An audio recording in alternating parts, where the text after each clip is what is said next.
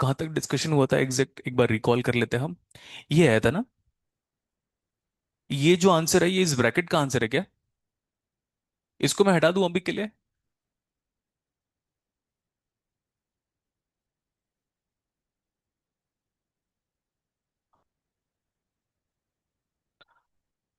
एक बार रिपीट कर देता हूं, इस ब्रैकेट वाले टर्म को सॉल्व किया और फाइनली यहां पे जाके हम टर्मिनेट हुए। ये वाली वैल्यू उठा के मैं यहां रखता हूं, ये बड़ा अच्छा बुलियन फंक्शन बन रहा है ना। ये वाला वैल्यू किसका है बताओ, इस ब्रैकेट का है। तो ये पूरी value X N O R हो रही है एक्स बार वाई बार के साथ।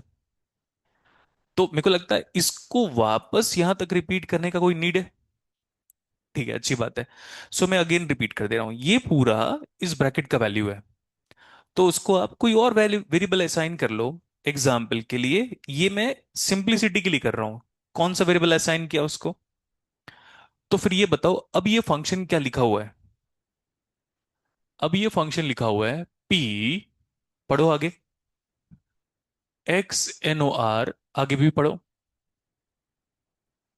तो लिखो आप, अब एक्सपेंड मतलब हम एक्सपेंड किसको कर रहे हैं? P multiplied by, add of that one is P again multiplied by. किसी को प्रॉब्लम है? इसलिए कहते हैं use of third variable fourth variable is important. Operator बताओ। तो उधर चलो, उधर चलो, कहीं पे भी चलो, मेरी मर्जी में यहां पे चला गया। सही है इतना? एक इनपुट पी था, दूसरा इनपुट एक्स बार वाई बार था। अब पी की वैल्यू को उठा के रखना चाहिए हमको। पी की वैल्यू है कितनी? X Y plus X bar Y bar whole multiplied by X bar Y bar. P, ये पी दिख रहा है क्या? पी बार हमने डिराइव कर लिया है, याद है? ये है क्या? X N O R. तो पी का कॉम्प्लीमेंट क्या होगा? X O R. तो हमने कहा था जब जब जरूरत पड़ेगा हम एक ही बार में यूज कर लेंगे। तो एक्स एन ओ आर का कॉम्प्लीमेंट एक्स ओ आर आप लिखते हो ऐसे। ये क्लियर हुआ? थोड़ा स्पेस चाहिए तो कंप्रेस ऐसे कर दे रहा हूं मैं इसको। आगे देखो, इसको क्या कर सकते हो आप? X double bar dot become Y double bar, हो गया था। ये एक्स बार वाई बार जब एक्स और वाई से मल्टीप्लाई हो जा रहा है तो क्यों सोचे, सीधे कितना आ गया? X bar Y bar into x bar Y बार। तो एक्स बार वाई बार टू टाइम्स मल्टीप्लाई हो जा रहा है, छोड़ दो अभी। इस एक्स का इन दोनों से हम मल्टीप्लाई करें, बोलो ना। इससे मल्टीप्लाई करो, थोड़ा वॉइस जैगर कर रहा है। ये इससे मल्टीप्लाई करो, इस एक्स का एक्स वाई बार से मल्टीप्लाई करो, तो ये आएगा।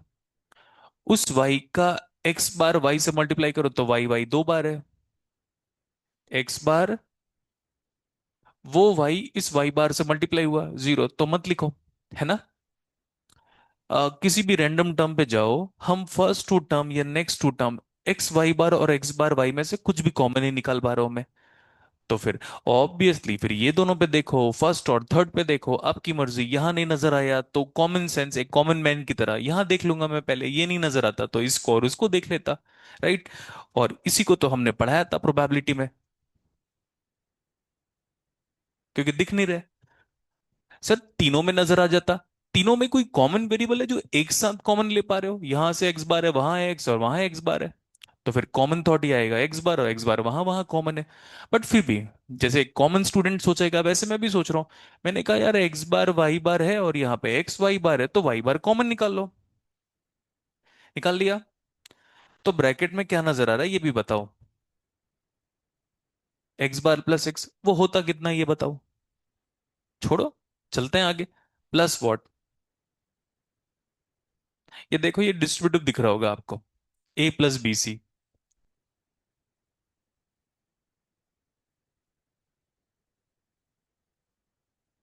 क्या दिख रहा है ये बताओ? डिस्ट्रीब्यूटिव। तो ऐसा ए प्लस बी सी, तो पहले ये दोनों को कंबाइन करें बेटा। तो आप एक्स बार प्लस वाई बार लिखो, और एल्स एक्स बार मतलब वाई बार प्लस एक्स बार लिखो। तो हमने कहा यार अल्फाबेटिकल ऑर्डर में एक बार चलते हैं, क्लियर हुआ? तो Y bar plus X bar in first bracket. Prakash क्या कर रहे हो? बोर्ड पे देखो, वरना प्रकाश बुझ जाएगा। X bar plus Y bar, ठीक है। आगे वाले ब्रैकेट का डिस्कशन करो। Y bar plus Y in next bracket. तो हम, क्योंकि अभी हम लर्निंग फेज में है, तो Y bar plus Y next bracket में लिखो। ये कितना होता है? आंसर बताओ। अब किसी टीचर को देकर देखो इसको, भाई सॉल्व कर, तो he will be fainted. Fine इतना। आप मेरे को कितना भी टफ न्यूमेरिकल दो, इवन कुछ भी दो आप, इलेक्ट्रॉनिक्स फील्ड से और सीएस में वो मैथ्स और वाले फील्ड से, मेरा ये एटीट्यूड रहेगा, क्वेश्चन बनता तो अच्छा, ना बने तो और अच्छा। लेकिन आप ये मत कहना, मैं कहूंगा क्वेश्चन बन रहा है तो अच्छा है, और ना बने तो और अच्छा है। पूछो क्यों, सेकंड स्टेटमेंट को पूछो ना, क्यों गधो। उसमें मतलब हमें, मैं कुछ ना कुछ कंसंट्रेशन एरर कर रहा हूँ, वो जो कि मान लेते हैं नहीं है, तो कुछ कंसेप्चुअल एरर कर रहा हूँ, कुछ मैथमेटिकल एरर कर रहा हूँ, या कुछ ऐसी चीजें होगी जो मैं नहीं जानता। तो नहीं जानता तो स्कैन करो, एक्सप्लोर करो, और फिर स्टूडेंट को नेक्स्ट क्लास में फिर बताओ। लेकिन आप ये मत कहना, ठीक है, कि नहीं बनता तो और अच्छा है करके। ठीक है, स्टार्ट राइटिंग।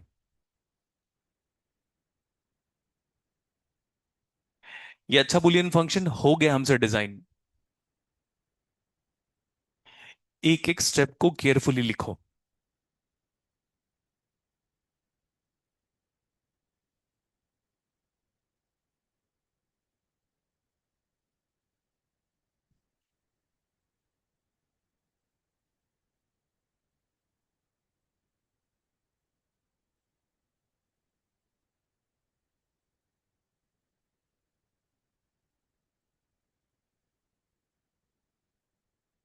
हाँ, नैंड गेट में ट्रांसफॉर्म हो गया है। तो अब देखो, जो मैंने एक बार क्वेश्चन पूछा था उसको मैं हाथों हाथ पूछ लेता हूँ। एग्जाम पे ऐसे चार ऑप्शन गिवन होंगे, कहेगा ये एफ जी डब्ल्यू एक्स जो भी है, चार बुलियन फंक्शन मान लेते हैं हम। कहेगा कौन सा बुलियन फंक्शन फंक्शनली कंप्लीट है। तो मैंने इसको देखा, अरे यार समझ ही नहीं आ रहा है। सॉल्व किया, यहाँ पे जाके ट्रंकेट किया, ये एक्चुअली है क्या नेक्स्ट स्टेप में? X dot Y whole bar है, पक्का। तो वो फंक्शनली कंप्लीट है, दैट्स इट।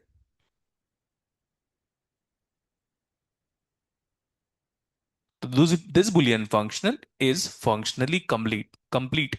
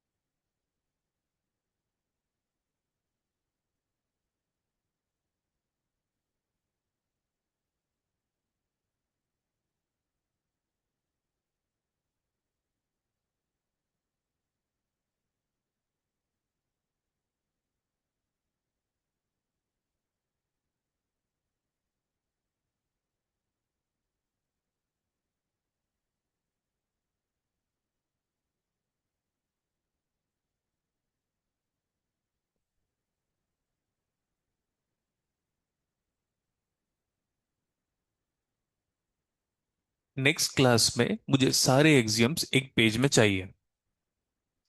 सर आता है तो भी लिखना है, हाँ कितना भी आ जाए फिर भी लिख कर आना है आपको। सारे exams like one plus X, X plus X bar, X into zero. Sir वो तो बड़े आसान है। पॉइंट ये ना, जब सब एक साथ पैरेलली अप्लाई करते हो ना बेटा, तब डिफरेंसेस क्रिएट होते हैं।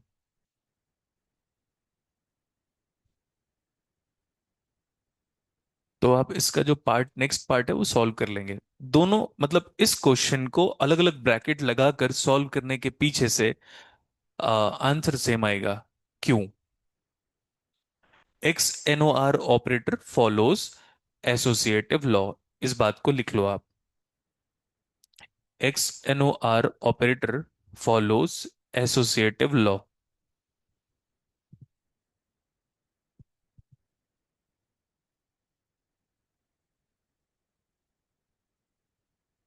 X N O R operator follows associative law. लिख लिया इतना? तो बुलियन फंक्शन भी सिंप्लीफाई कर लिया, और उसके थ्रू हमने एसोसिएटिव लॉ भी पढ़ लिया। और वो भी एक्स ओ आर और एक्स एन ओ आर का। और एक बुलियन फंक्शन ऐसा भी था जिसमें एक्स ओ आर और X N O R operator एक साथ थे, वो भी एसोसिएटिव लॉ को फॉलो कर रहा था। तो काफी अच्छा है। अब फ्रेश पेज में हेडिंग लिखो।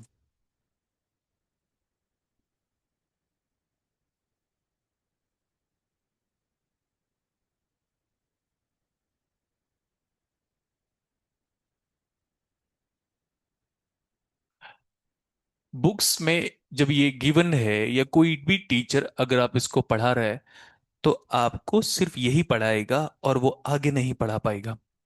कोई भी हो, कोई भी मतलब कोई भी। ठीक है, ये इनकम्प्लीट थ्योरम है। और सुन लो आप, फिर आपको लगेगा सर जानबूझ के सस्पेंस या हाइप क्रिएट कर रहे हो। बेटा मेरा नॉलेज तुम ही लोग के लिए है। आज नहीं तो कल तो देना ही है। डिस्कल के खत्म होने के बाद सब आपको, जितना मुझे नॉलेज है सब मिल जाएगा। हाँ, लेकिन मेरा नॉलेज आगे भी बढ़ता रहेगा। आपका उतना ही है गेट पॉइंट ऑफ व्यू। तो बात को समझो। ये इनकम्प्लीट थ्योरम है। समझ में आ गया? इसका पूरा नाम मैं बता दे रहा हूं, जो बुक्स में नहीं मिलेगा। इसका नाम देखो अभी, पहले बाद बाद में लिख लेना।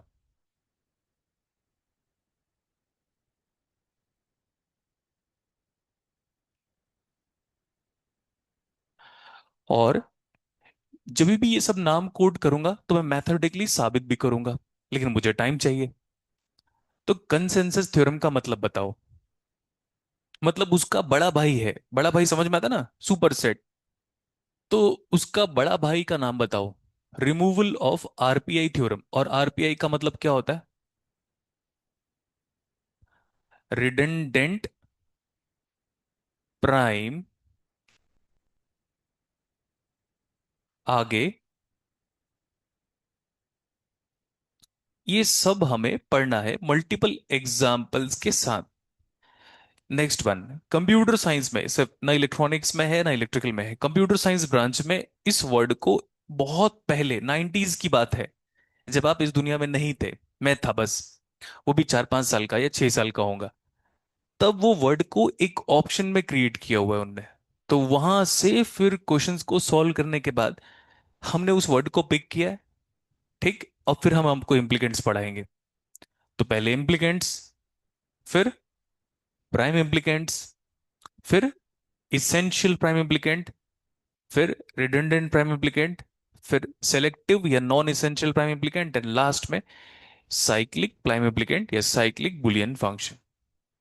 इतना पढ़ेंगे तब जाके हम कहेंगे अब हमारा के मैप 95% कंप्लीट है। बहुत बड़ा है के मैप का टॉपिक। लेकिन एग्जाम पे आपको यहां तक पूछेगा रिडंडेंट प्राइम इम्प्लीकेंट, इसके चांसेस बहुत कम है, लेकिन हम ऐड करके करेंगे।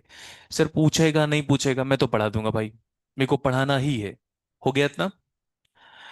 तो ये जब हम आरपीआई पढ़ेंगे ना बेटा, तो मैं वापस बोलूंगा, सुनिए ध्यान से।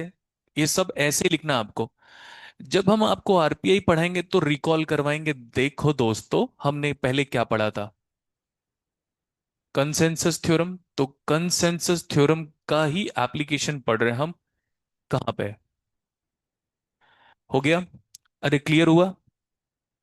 अब देखो, पढ़ो इस वर्ड को। अब आप आरपीआई को रिमूव करोगे, और करना चाहिए भी। क्या कह रहा हूं मैं? बोलो ना। सर हम आरपीआई को रिमूव करेंगे, और रिमूव करना चाहिए भी, बट इसका डिसएडवांटेज है। जैसे रिमूव करोगे ये आएगा। तो आपको क्या लगता है ये सारी बातें यूट्यूब में हेलो बच्चों इन लोग पढ़ा देंगे? नहीं पढ़ा पाएंगे। आप कुछ भी उनसे पूछो, बोलेंगे नहीं आता। अबे नहीं आता तो क्या होता भाई? एक क्वेश्चंस है अवेलेबल, और वो मेरे सिलेबस में नहीं है, ये सब सीएस का ही है। डायरेक्टली नहीं पूछा हुआ है। ग्लिच का डिस्कशन मैंने कहा था ना, हमें भी पढ़ाने का स्पार्क कहीं ना कहीं से मिला होगा, और फिर एक्सप्लोर किया होगा हमने कि इसके एंड तक चलते हैं हम। तो सीएससी बोलते हो या सीएस बोलते हो? सीएस में बोल रहा हूँ, सिविल सर्विस एग्जाम थोड़ा अजीब हो जाएगा।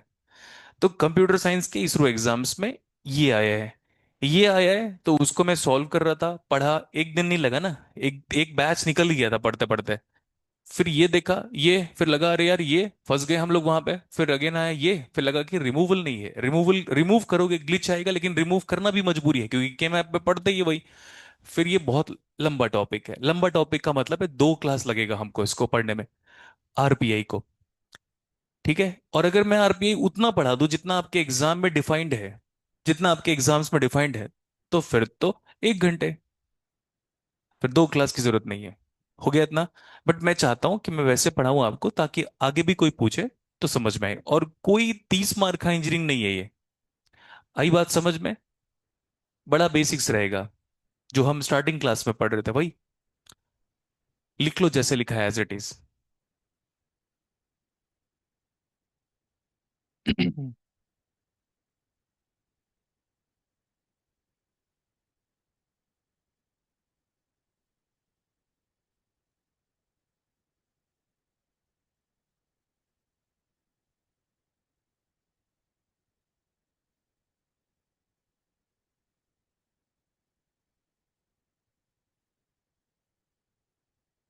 ग्लिच का एक और नाम था, स्प्यूरियस आउटपुट।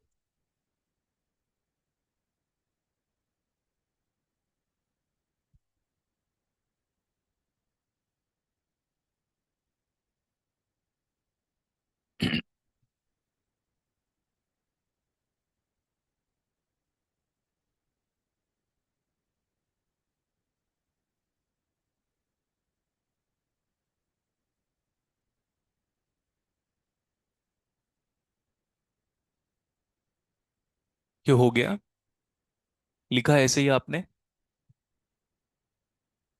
देखो मैं आपको बता देता हूँ, मैं भी नहीं पढ़ाया करता था ये सारे टॉपिक्स को।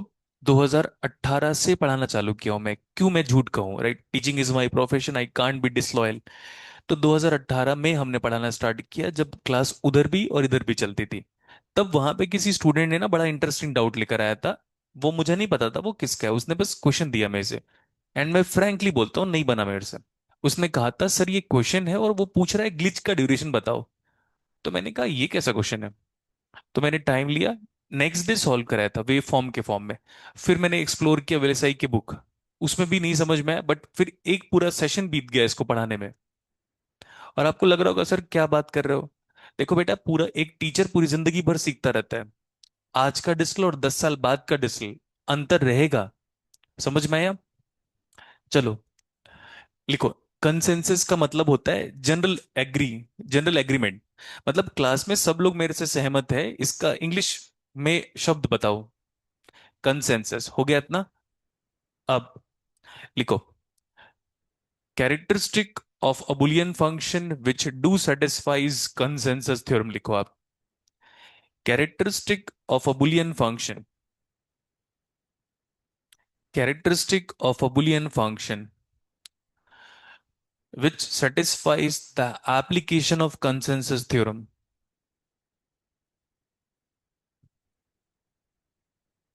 Characteristic of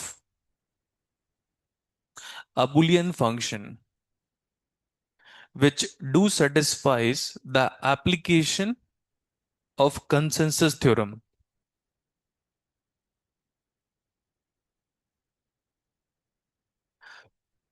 इधर देखो आप, पहले बता देता हूं कि बुलियन फंक्शन नजर कैसे आएगा। A B plus B C plus C A, दिखाई दिया? दिखाई दिया? साइक्लिक वे है, किसी एक वेरिएबल पे कॉम्प्लीमेंट दिखाई देगा आपको। हो गया। तो हम दूसरे फॉर्म में करते हैं, ए बी से अब एक्स वाई जेड के फॉर्म में करो, X Y plus Y Z plus Z X. अरे बोलो ना। इसमें हम इसके फर्स्ट लेटर में कॉम्प्लीमेंट ले चुके हैं, सर यहाँ पे एक्स में कॉम्प्लीमेंट ले ले तो हाँ बिल्कुल चल जाएगा बेटा। बट यहाँ पे अल्फाबेटिकल ऑर्डर में ए बी सी, तो पहले वाले लेटर में आपने ले लिया, तो अब एक्स वाई जेड तो आप सेकंड में या थर्ड में ले लो। सिर्फ मेरा फ्रेंड जेड में ले लिया तो सेटिस्फाई हो रहा है। इसको अच्छे से देख लो, सेटिस्फाई हो रहा है। सर क्या सेटिस्फाई हो रहा है, आपने तो बताया नहीं बेटा, मैं भाग थोड़ी ना रहा हूं। ये भी वही है, एक ही बात है। हो गया। सर वाई में करो ना। सही है, कोई प्रॉब्लम नहीं है। सर वाई में करो। हाँ तो सही है इतना। और बताता हूं मैं, third example. P Q are कर लेते हैं। P Q plus Q R plus, बोलो, आर पी। जैसे आई जे के तो हम लोग बचपन से पढ़े हैं, मतलब वेक्टर कैलकुलस में तो याद है, ऐसे टीचर पढ़ाया करती थी, आई फिर जे फिर के, वेक्टर में, थ्री डायमेंशन स्पेस जो हम पढ़ते थे। ओके। पी में कॉम्प्लीमेंट लगाओ, ऑब्लिक कहीं के भी, क्यू में कॉम्प्लीमेंट लगाओ ऑब्लिक कहीं पे भी, आर पे कॉम्प्लीमेंट लगाओ, मर्जी आपकी।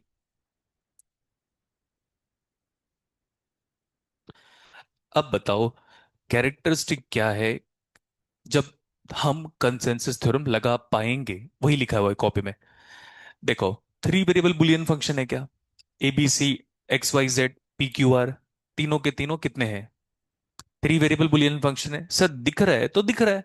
नेक्स्ट वन, हर वेरिएबल दो दो बार अपना अपीयरेंस शो कर रहा है, देख लो, ए A B B C C, इधर चलो पी पी, फिर Q and then Q and then R and then R, और उन तीनों में से किसी एक वेरिएबल का कॉम्प्लीमेंट है और एक ही बार है। हो गया। तो इसको लिखो फास्ट, उस पॉइंट के नीचे।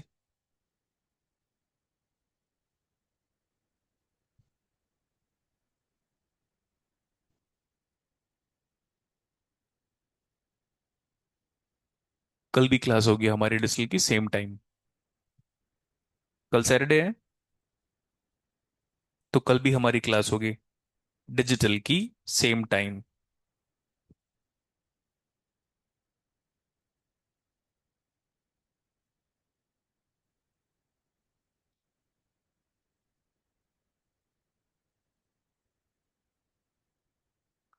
लिखा।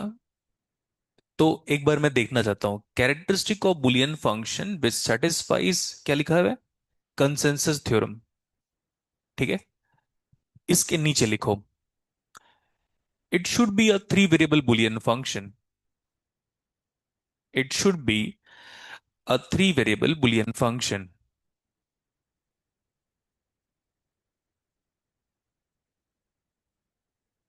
It should be a three variable Boolean function. अब आप बताओ, एग्री कर रहे हो, यही लिखा हुआ है। Next one, next point, each variable occurs twice, each variable occurs twice, मतलब हर वेरिएबल दो बार दिखाई देगा आपको।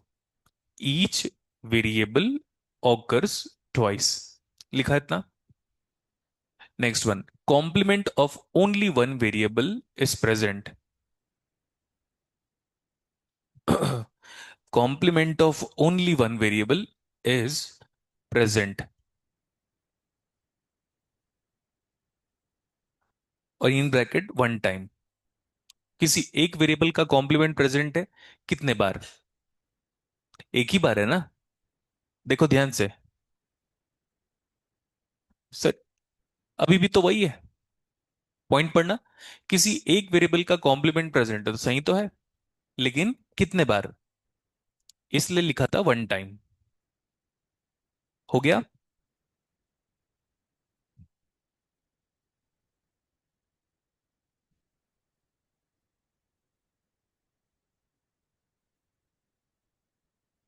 देखो बोर्ड पे, फर्स्ट वाला बुलियन फंक्शन बताओ।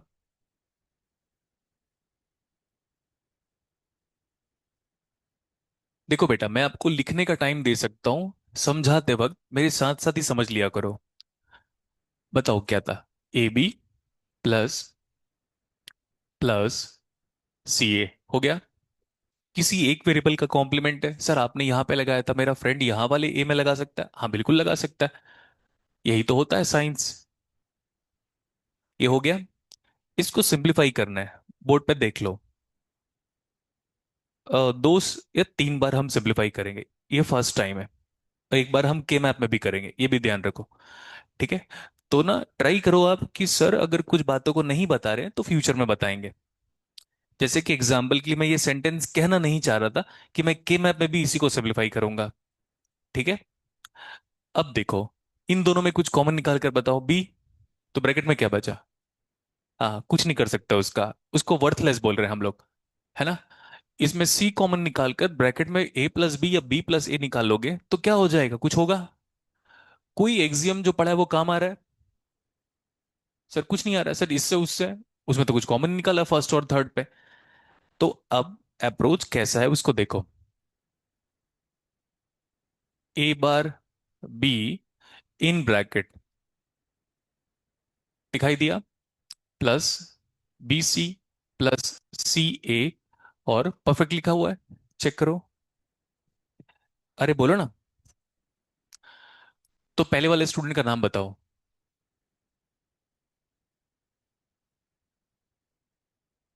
ए नाम का स्टूडेंट ऐसे अप्रोच कर रहा है, अलग रूम पे बैठा हुआ है।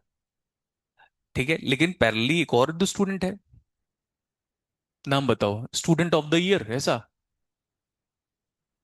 हाँ, मैं तो देखा नहीं हूँ मूवी, सिर्फ नाम जानता हूँ। तो स्टूडेंट बी, उसका अप्रोच क्या हो सकता है? वो ऐसे का रोल कर रहा होगा, ए बार बी है, उसने मिडिल वाले टर्म में देखा कि ए मिसिंग है, तो मैं ए को मल्टीप्लाई कर लेता हूं। तो यार ये बताओ पहले, ये है कितना, वन है ना। वन को अगर हम बीसी से मल्टीप्लाई करेंगे तो कितना आएगा? बट बाहर जाके ऐसे मत बोलना। ठीक है। ओके। ये देखो बुलियन फंक्शन अनडिस्टर्ब्ड है। एक और स्टूडेंट होगा, वो कैसे अप्रोच कर रहा होगा? लास्ट वाले टर्म पे क्या मिसिंग है? वेट करो अभी आप, लिखना तब जब हम आपको कहेंगे। स्टूडेंट सी नाम का एक स्टूडेंट है। तो ये ऐसे मत कहना बाहर जाके सी नाम का स्टूडेंट है, मेरे को पता है लोग कैसे कैसे सोचते हैं और सब जानता हूं मैं, लेकिन कहता कुछ नहीं हूं क्योंकि टीचर हो तो सबको एक्सप्लोर करना पड़ेगा। 100 लोग जैसा सोच रहे हैं, अगर आप उसको इंटू 10 वे में सोच सकते हो तो आप टीचर बनने के काबिल हो। समझ में आया? इधर देखो, ये स्टूडेंट सी नाम का एक स्टूडेंट है। वो बोलेगा यार, इसने यहाँ पे देखा सी नाम का वेरिएबल मिसिंग था तो क्या लिख दिया, और ये वन होता है तो कोई प्रॉब्लम नहीं है। यहाँ पे देखा ए नाम का वेरिएबल मिसिंग है, ए को लिटिल कहते हैं हम आगे, अभी नहीं। तो उसने क्या कर दिया, देखो ये वन होता है तो अनडिस्टर्ब। वैसे ही सी नाम का स्टूडेंट कर रहा है,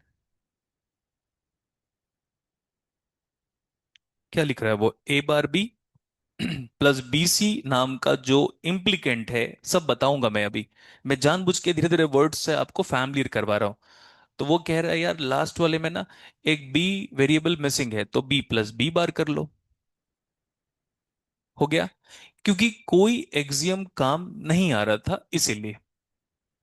हो गया, तो फिर हमने ये वाला अप्रोच अडॉप्ट किया। फिर आपको कई सारा ख्याल आएगा, मुझे पता है सर एग्जाम पे मैं बैठा हूं कैसे करूंगा। आपने तो सोच लिया क्योंकि आपने पढ़ाया है। इस सब का भी आंसर दूंगा मैं, लेकिन पेशेंस चाहिए मुझे। कि सर आप अगर अगर ऐसे नहीं सोच पाया मैं, तो भी मैं सोचना बता दूंगा जिससे कभी भी रुकोगे नहीं आप। क्योंकि के मैप है हमारे पास, एग्जाम में थोड़ी ना बोलेगा तू के मैप कैसे किया। सीएसवीटी थोड़ी ना कि नहीं सॉल्व कन्वेंशनली विदाउट यूजिंग के मैप और विथ यूजिंग क्विन मैक्लॉस की मेथड, सीएसवीटी है क्या? वर्स्ट यूनिवर्सिटी है टेक्निकल, मैं भी वहीं से निकला हूं, जल्दी निकल जाओ। समझ में आया? हाँ निकलो वहां से। सर उससे तो ऊपर ही जाएंगे हम, बस यही एटीट्यूड चाहिए, पढ़ोगे तब।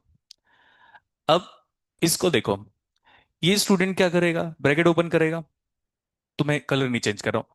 बताओ फर्स्ट टर्म क्या आएगा, ए bar B plus A bar B plus plus C ए, इतना सही है। ए बार बी, ये वापस मत करना जो मैं कह रहा हूं आपको। यहां से ए बार बी कॉमन ले लो तो ऊपर पहुंच जाओगे आप। तो वो तो मतलब नहीं है, वर्थलेस स्टेप है। आगे बताओ। बी सी कहां से कॉमन लूंगा, फर्स्ट एंड लास्ट। अगर मैं फर्स्ट और लास्ट से बीसी कॉमन लेता हूं तो बीसी ही बचेगा।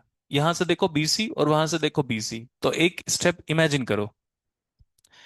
जैसे ही बीसी कॉमन आया तो सिर्फ बीसी ही बचा। तो इसका उसका काम तो मैंने खत्म कर लिया। इसमें इसमें क्या करोगे? ए, ए, ए बार, सी, सी बार। हो गया। तो जो इसका अगला स्टेप है वो मैं सोच के रखा हूं कि मुझे दिख रहा है कि फर्स्ट और थर्ड टर्म से बीसी कॉमन निकला, तो बीसी रखा हुआ है। इसका और उसका कुछ नहीं कर पा रहा हूं क्योंकि इधर ए बार है, वहां ए है, इधर सी बार है, वहां सी है, तो कुछ भी कॉमन नहीं आया। तो इसका अगला स्टेप मेरे दिमाग में बन गया है, मैं जानता हूं कि बीसी और ये लिखा हुआ है। तो मैं आगे नहीं जा रहा हूं अभी, हालांकि मैं उतना स्टेप लिखकर छोड़ सकता हूं। फिर मैं कह रहा हूं उधर चलें। क्या आएगा ये? A bar B, bracket open करो, A B C plus A bar B C plus what. हो गया। मिडिल के दो टर्म को मत देखो क्योंकि वापस ऊपर पहुंच जाओगे। वो ऊपर नहीं, बुलियन फंक्शन को देखो आप। हो गया अभी। फर्स्ट थर्ड टर्म को देखो, कुछ बताओ। फर्स्ट थर्ड टर्म को देखो और कुछ बताओ क्या कॉमन ले। और वही लिखने से पहले, तो ये फर्स्ट सेकंड थर्ड, तो सेकंड और फोर्थ टर्म को देखो, तो सिंप्लीफाई हो गया। इसको देखो और इसको देखो, तो कलर का ध्यान रखना आपको। कॉमन बताओ बेटा। ए बार बी, जैसे ही ए बार बी कॉमन आया यहां से बचा वन, और वहां से क्या बचा? तो व्हाट इज वन प्लस सी? छोड़ो, लेट्स मूव अहेड। छोड़ो का मतलब ये काम खत्म हो गया। इसको देखो ध्यान से, केयरफुली, और इसको देखो अगेन केयरफुली। कॉमन बताओ। सी ए। तो यहां से सी ए कॉमन ले रहे हो, यहां से क्या, यहां से वन बचा, यहां से क्या बचा? आंसर आ गया। That's it. तो सिंप्लीफाई हो गया। इसको देखो, करना है? नहीं होगा। अब आप बोलोगे सर क्या फर्जी बात कर रहे हो आप? मेरे पास हर चीज का एक इंग्लिश और टेक्निकल वर्ड है। This is called as.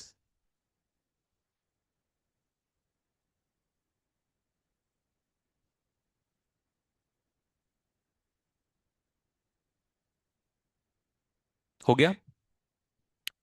Next one. इन सब का आपका प्रॉब्लम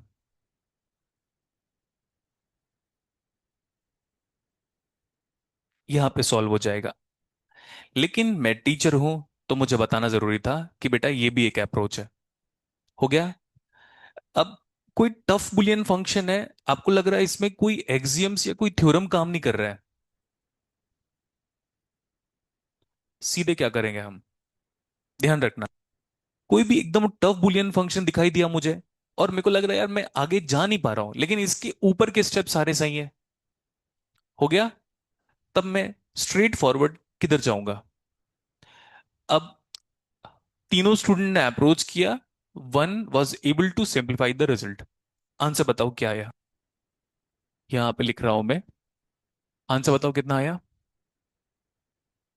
इधर देखो, लिखने का तरीका भी बता रहा हूं। जिस टर्म को देखो, जिस टर्म में कॉम्प्लीमेंट था वो सिंप्लीफाइड रिजल्ट में है। Next one. किस वेरिएबल में कॉम्प्लीमेंट है ये भी बताओ। किस वेरिएबल में कॉम्प्लीमेंट है ये भी बताओ। यहां नहीं है, यहां है, उसको लिख लो। नहीं नहीं, किस वेरिएबल में कॉम्प्लीमेंट है? ए बार वेरिएबल में कॉम्प्लीमेंट है, नहीं किस वेरिएबल में कॉम्प्लीमेंट है तो ए। इसके पास ए, उसके पास है ना, लिख लो आप। हो गया। लिखने के बाद 10 मिनट का पेशेंस और चाहिए। Start writing. पीछे से लिखना बचाएगा। ये लिखना हुआ, इसको लिखो। और ऐसे लिखना आपको, student A trial, student B trial and student C. और ये न्यूमेरिकल में सॉल्व कराऊंगा आपको, किसमें पता है? प्रोबेबिलिटी में। ए नाम का स्टूडेंट है, न्यूमेरिकल को सॉल्व करता है with one third probability. B नाम का स्टूडेंट है, न्यूमेरिकल को सॉल्व करता है विथ 50% प्रोबेबिलिटी। सी नाम का न्यूमेरिकल है, अरे सी नाम का स्टूडेंट है, वो न्यूमेरिकल को सॉल्व करता है with one six of probability. Then what is the probability that numerical will be solved? And what is the that will be solved? What is the probability that numerical will be solved by only A, only B, only C, at least two of them, all of them? तो फिर मैं बोलूंगा देखो हमने तो किया था। तो आप याद रख लेना, इंडिया में तो कोई टीचर नहीं है जो मेरे को मेरे सब्जेक्ट में पीछे छोड़ दे। और सर ने ही कहा था कि मैं तुझे उसी लेवल पे देखना चाहता हूँ। मैं सिद्धार्थ सर की बात कर रहा हूँ।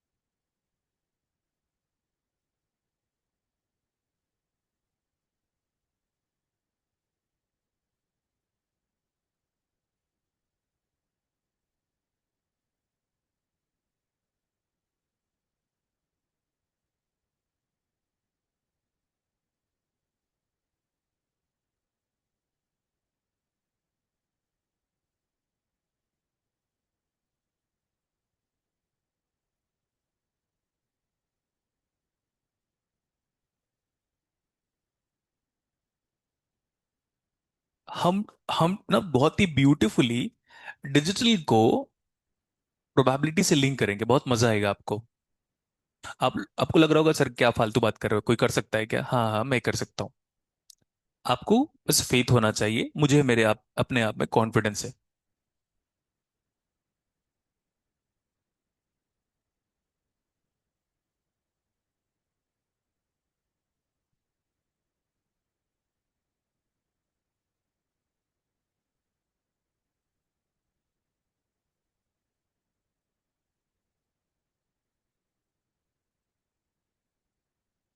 ये हो गया अभी। ठीक। Let's look at the board. जल्दी लिखो और बोर्ड पे देखो। और ये भी लिखना है।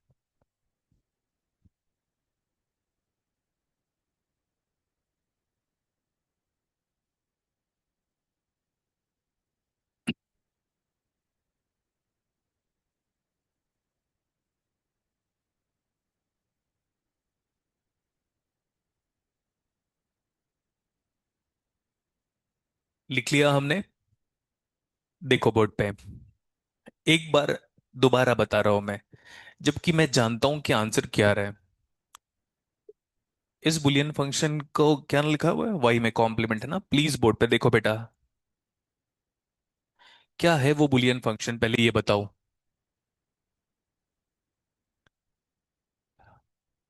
बताओ क्या था। नहीं नहीं, एक्स वाई था ना, अच्छा एक्स वाई हो गया आगे। एक्स वाई हो गया। तो पीछे वाला कितना था? हाँ एक्स वाई था ना। कहिए कितना था? एक्स वाई प्लस किसमें? आप उधर मत देखो, किसी में भी कॉम्प्लीमेंट लगाओ जो आपका मन कर रहा है रेंडमली। वाई, तो किसी में भी वाई ना, एक ही बार लगाना है। इधर यू हैंडल फर्स्ट इम्प्लीकेंट, इधर you handle second implicant, what. तो ये है। कल।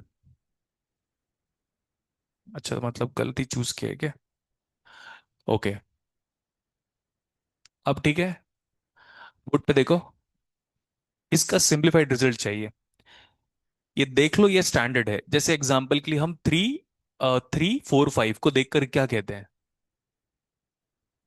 356 ऐसा? 354। 3, 4, 5 को देखकर क्या थॉट आता है पहला? हाँ एग्जैक्टली, परफेक्ट। वैसे ही 1729 को देखकर क्या आता है? हाँ, दो नंबर्स का इंडिपेंडेंट क्यूब, है ना, रामानुजन सर ने दिया था फर्स्ट टाइम पे हार्डी सर को। तो वैसे ही इसको देख लो अच्छे से। अच्छा, नहीं आ रहा है समझ में?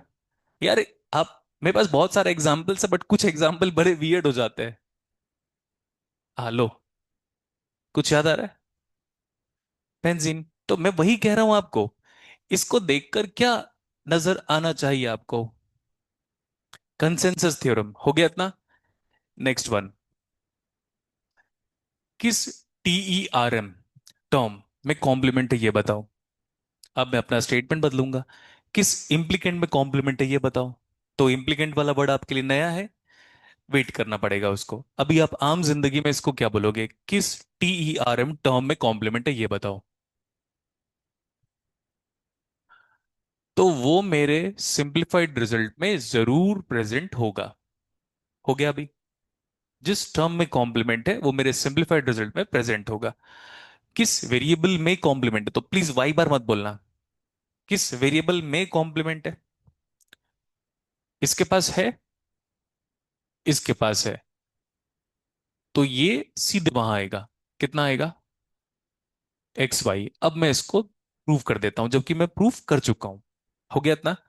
तो वही स्टूडेंट ए, वही स्टूडेंट बी, वही स्टूडेंट सी, है ना? तो तीनों दो सॉल्व कर रहे हैं। बट अब पिछले न्यूमेरिकल से, पिछले बार के सॉल्यूशन के हिसाब से हमें ये क्लियर हो गया है कि हम A plus A bar, B plus B bar, C plus C bar उस जगह पे ऐड कर रहे हैं। देखना यही है ना, जो कि आंसर में नहीं अवेलेबल है। तो अब तो मेरा एक्सपीरियंस काम आएगा पिछले वाले न्यूमेरिकल का।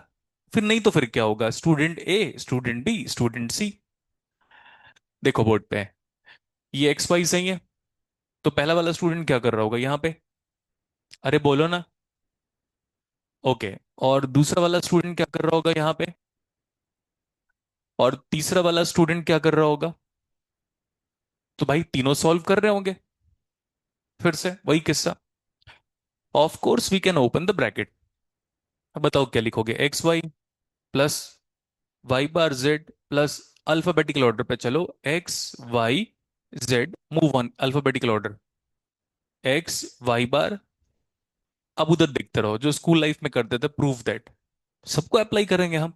सर लेकिन प्रूव दैट नहीं हुआ तो के मैप। लेकिन वेट करना पड़ेगा आपको। किसी भी रैंडम बुलियन फंक्शन को सिंप्लीफाई करना है, जिसमें मैं सर सोच नहीं पा रहा हूँ कौन सा थ्योरम अप्लाई करूँ, कौन सा एक्सियम अप्लाई करूँ, तो स्ट्रेट फॉरवर्ड के मैप। तभी तो के मैप सिलेबस में we are going to take advantage of K map, but let me build the base of the building और द सिलेबस।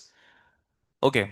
वहां क्या चाहिए देखो, ब्लू, एक्स वाई। तो आप भी ट्राई करो एक्स वाई कॉमन निकालने का। ये दिखा गया। अरे हम स्कूल लाइफ में सबसे ज्यादा प्रूफ किस सब्जेक्ट में किए? मैथ्स में। टॉपिक बताओ, ट्रिग्नोमेट्रिक। उसी को प्रूफ करते थे। तो इधर देखते थे, उधर देखते थे, फिर दो लाइन लिखते थे, फिर देखते अच्छा वैसा। तो फिर लास्ट में एनी हाउ। ठीक है। और फिर वो कुछ कुछ मीम्स जो फॉरवर्ड होता है, multiplying zero both side, left hand side बराबर राइट हैंड साइड, वो गलत है, रैशनल नंबर की प्रॉपर्टी को वॉयलेट कर रहा है। लेकिन वो तो तब बता पाएगा जब टीचर पढ़ाओ। क्या कॉमन निकला बेटा? एक्स वाई वो आ गया। अभी येलो को देखो, वाई बार जेड, ये टर्म बचा और ये टर्म बचा, दोनों में कॉमन लिटरल्स या वेरिएबल? बताओ। तो is it the required proof? Start writing. अब हम फर्दर प्रूफ कहां पे करेंगे? हम्म। Start writing.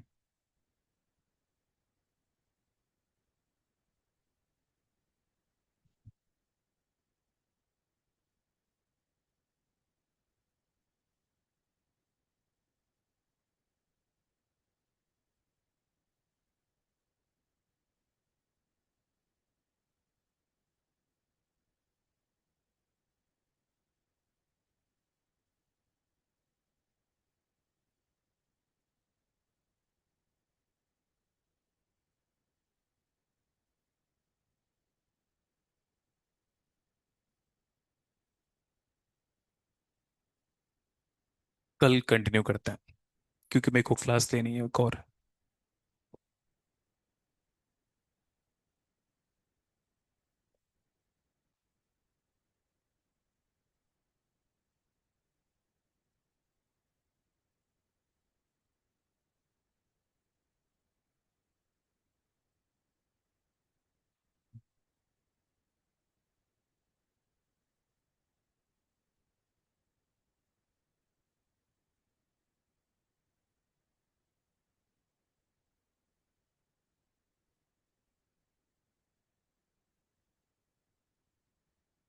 जितना प्रमोशन के लिए हमने को लाइव करना था वो हमने कर लिया। अब कल के बाद का कोई भी लेक्चर लाइव नहीं होगा, मैंने इन्फॉर्म कर दिया था। तो सीएस वाले भी सुन लो, वो जस्ट थोड़ा यूट्यूब में अपना अवेलेबिलिटी बताने के लिए कि बाकी लोग कितने गधे हैं। और ठीक है, तो वो उतना ही था। फर्दर लेक्चर आपको सिर्फ ऐप में मिलेगा, यूट्यूब पे नहीं मिलेगा। वो होना भी चाहिए था। ठीक है, हम अपने स्टूडेंट का उतना तो ध्यान रखेंगे। ठीक है, तो 5 to 6 लेक्चर, इससे आगे वो 5 to 6 लेक्चर मैथ्स का भी डालूंगा मैं ऐसे ही। Out of the total lecture of around 25 to 30, sorry my mistake, 34 hours, तो 34 आवर्स नहीं पढ़ाऊंगा मैं इस बार, 40 घंटे पढ़ाऊंगा। किसको? प्रोबेबिलिटी को। ठीक है। और फिर कैलकुलस अलग, तो प्रोबेबिलिटी 40 घंटे, प्रोबेबिलिटी प्लस रैंडम वेरिएबल मिलाकर 40 घंटे बोल रहा हूं मैं। ठीक है। तो वो स्टार्टिंग का 5-6 घंटे के आसपास यूट्यूब में होगा, बस, उसके आगे नहीं। बाकी सब ऐप में रहेगा आपके।